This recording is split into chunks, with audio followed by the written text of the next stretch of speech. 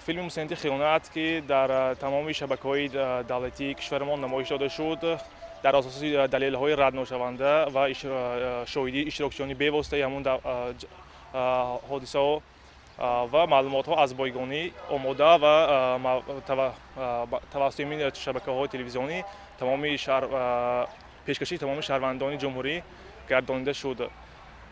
ما با توسط این فیلم به خوبی درک کردیم و که چطور در آن سالها عذاب و شکنجه از جانب برخی از تشکیلات‌های تروریستی حزب نصرت اسلامی که با سرداری محیدین کبیری تشکیل گردیده بود عذاب و شکنجه به سر ملت آورده شد. تشکیلات امین تروریستی حزب نصرت اسلامی خواستند که در دولت تبادلات دولتی کنند و این دولت جوانمان را به دولت اسلامی تبدیل دهند.